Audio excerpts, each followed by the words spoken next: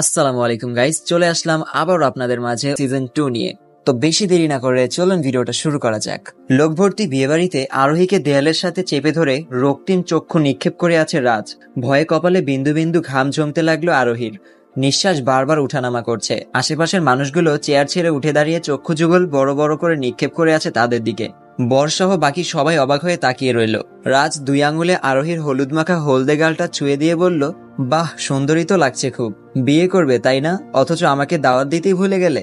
মাথায় হুডি পরা, মুখে মাস্ক লাগানো কেউ রাজকে না চিনলেও আরোহীর চিনতে একটুও ভুল হলো না। টলমলে চোখের পানি নিয়ে রাজের বুকে ঝাঁপিয়ে পড়ে চিৎকার করে বলতে ইচ্ছা হচ্ছে, আমি করতে চাইনি এই বিয়ে। বিশ্বাস করুন, আমাকে জোর করে বাধ্য করা হয়েছে। কিন্তু তা আর বলা হলো না।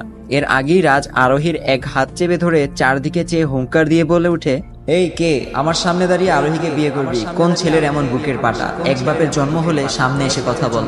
পিনপতন নীরবতাময় বিশাল ক্লাবটি কেঁপে উঠল রাজের হুঙ্কারে। পিস্তল হাতে ভেতর থেকে বেরিয়ে রাজের সামনে এসে দাঁড়ালো আরোহীর বাবা আদ্রিয়ান মাহমুদ নির্জন। দেশের নামকরা মাফিয়া। তার এই 27 বছরের তিলে তিলে গড়ে তোলা অন্ধকার সাম্রাজ্য সারা দেশ জুড়ে বিচরণ করে আছে, কিন্তু কোনো ক্রাইমেরই কোনো প্রমাণ রাখে না সে। পিস্তল হাতে এগিয়ে এসে রাজকে দেখেই থমকে দাঁড়িয়ে গেল সে। আশেপাশে যারা এতক্ষণ রাজের দিকে বন্দুক তাক করেছিল তাদেরকেও ইশারায় বন্দুক সরিয়ে নিতে বলল সে। রাজকে এর আগেও দেখেছিল সে, তবে আজকের মতোই মাস্ক পরা অবস্থায়, চেহারা দেখেনি কখনো। আজ রাজ ও নির্জন দুজনেই মুখোমুখি দাঁড়িয়ে। রাজ হাতের তুড়ি বাজাতেই গেস্টদের মাঝে ছদ্মবেশে ছড়িয়ে ছিটিয়ে থাকা তার ছেলেগুলো পিস্তল হাতে দাঁড়িয়ে সকলকে জব্দ করে নিল।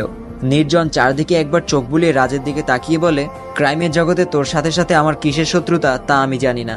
অজান্তেই আমার এত কিছু করছিস, কেন করছিস? কি চাস তা জানতে চাইছি না আপাতত। তবে এতে আমার মেয়ের বিয়েতে এসে কি সব বকছিস?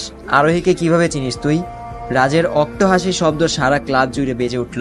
এরপর মাথা থেকে হুডি সরিয়ে মুখের মাস্ক খুলে নির্জনের দিকে তাকাতেই নির্জন 2 পা পিছিয়ে গিয়ে বলে, রাজ তুমি? ওকেই তো, এখন তো শুধু ব্যাখ্যা দিলাম। তো চলুন গল্পের শুরুতে যাওয়া যাক। বাস স্ট্যান্ডে এসে বাস থামালো। বাস থেকে ব্যাখ্যাতে কপালের ঘাম মুছতে মুছতে রাস্তার এক পাশে দাঁড়ালো রাজ। গায়ে সাদামাটা জামা কাপড়, পায়ের জুতা জোড়া পুরনো হয়ে গেছে কিছুটা এগিয়ে একটা দোকান থেকে পানির বোতল কিনে তা চোখে মুখে ছিটিয়ে নিল সে। এরপর বাকিটা পান করার সময় হুট করে একটা ছেলে ব্যাগটা টান দিয়ে নিয়ে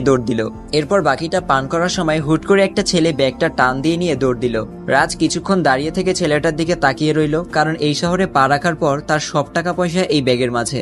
সামনে থেকে একটা ছেলে ব্যাগটা উদ্ধার করে ওই ছেলেটাকে কয়েকটা থাপ্পড় মেরে ব্যাগটা নিয়ে রাজের সামনে দাঁড়িয়ে বলল, আপনার ব্যাগ নিয়ে চলে যাচ্ছিল আর আপনি বলদের মতো দাঁড়িয়ে আছেন। রাজ কিছু না বলে ছোট্ট করে বলল, থ্যাঙ্কস, ইটস ওকে। শহরে কি নতুন? রাজ বলল, জি। ছেলেটি বলল, হ্যাঁ, পোশাক আশাক দেখে তো তাই মনে হচ্ছে। শুনুন, এত হাওয়া হলে এই শহরে টিকতে পারবেন না। কোথায় এসেছেন? রাজ বলল, গ্রাম থেকে এসেছি। এখানে একটা ভার্সিটিতে অ্যাডমিশন নিয়েছি। আত্মীয় স্বজনদের বাসায় উঠবেন নিশ্চয়ই? রাজ বলল, না, এই শহরে আমার কেউ নেই, ব্যাচেলর থাকতে হবে। ছেলেটা এবার কিছুক্ষণ উপর নিচে তাকিয়ে হাত বাড়িয়ে বলল, আমি রুশান। রাজ একটু মুচকি হেসে বলল, আমি রাজ, এখানকার একটা প্রাইভেট ভার্সিটিতে ভর্তি হয়েছি। রুশান একটু মুচকি হেসে বলল, আমিও ওখানেই পড়ি, আর আমরাও ব্যাচেলর থাকি। আপনি চাইলে আমাদের সাথে উঠতে পারেন, 4 জন আছি আমরা। রাজ বলল, তাহলে তো ভালোই হয়। রুশান বলল, হ্যাঁ চলুন, অনেক জার্নি করেছেন, একটু বিশ্রাম নিয়ে শরীর হালকা করে পরে আপনার সব ব্যাপারে শুনবো। রাজ বলল, কোথায় বাসা? রুশান বলল, এই তো কাছেই। বাড়িতে গিয়ে গেট পেরিয়ে ভেতরে গিয়ে রাজকে নিয়ে ফরিদা আন্টির কাছে গেল রুশান। গিয়ে বলল, ফরিদা আন্টি, ওর নাম রাজ, আমাদের ভার্সিটিতে অ্যাডমিশন নিয়ে গ্রাম থেকে এসেছে। থাকার মতো জায়গা নেই, তাই নিয়ে এসেছি এখানে। আমাদের সাথে থাকলে আপনার কোনো আপত্তি নেই তো? ফরিদা আন্টি কিচেন থেকে বেরিয়ে রাজের দিকে তাকিয়ে দেখে খুব সহজ সরল একটা ছেলে। শার্ট পরার স্টাইল একেবারে ভদ্র ছেলেদের মতোই। দেখে মনে হচ্ছে ভাজা মাছটা উল্টে খেতে জানে না। চোখের চশমাটা ঠিক করে ফরিদা আন্টির দিকে চেয়ে হাসি মুখে সালাম দিল। ফরিদা আন্টি সালামের উত্তর নিয়ে রুশানের দিকে চেয়ে বলল, যেহেতু তুমি বলেছ তাই আমি অমত করব না, তবে আর কাউকে নিয়ে আসবে না। এই বাসার নিয়মগুলো জানিয়ে দিবে তাকে, আর ফ্রেশ হয়ে বাকিদের নিয়ে খেতে আসো। রুশান একটা হাসি দিয়ে বলে, আচ্ছা আন্টি। বলেই রাজকে নিয়ে সিঁড়ি বেয়ে 2য় তলায় উঠতে থাকে। রাজ রুশানের দিকে চেয়ে বলে, উনি কে? রুশান বলল, উনি হলেন বাড়িওয়ালা। বছরখানেক আগে ওনার স্বামী সড়ক দুর্ঘটনায় মারা যায়, আর কোনো ছেলে মেয়েও নেই, তাই আমাদেরকে নিজের ছেলে মেয়ের মতো দেখে। বলতে পারো একটা পরিবার আমরা। আমাদের থেকে ভাড়াও নেয় না, শুধু খাওয়া দাওয়া, টুকটাক সারা মাসে যা খরচ ওগুলোই দিলেই হয়। আর তার নিয়মগুলো হচ্ছে তাকে নিজের মায়ের মতো শ্রদ্ধা করতে হবে, সবাইকে নিজের মানুষ ভেবে থাকতে হবে।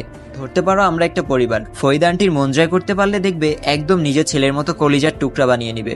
বলতে বলতেই দ্বিতীয় তলায় পৌঁছে যায় তারা। রুশানের সাথে নতুন কাউকে দেখে শোয়া থেকে লাফ দিয়ে ওঠে তুষার। রুশানের দিকে চেয়ে বলে, আবার কাকে নিয়ে এলি ভাই?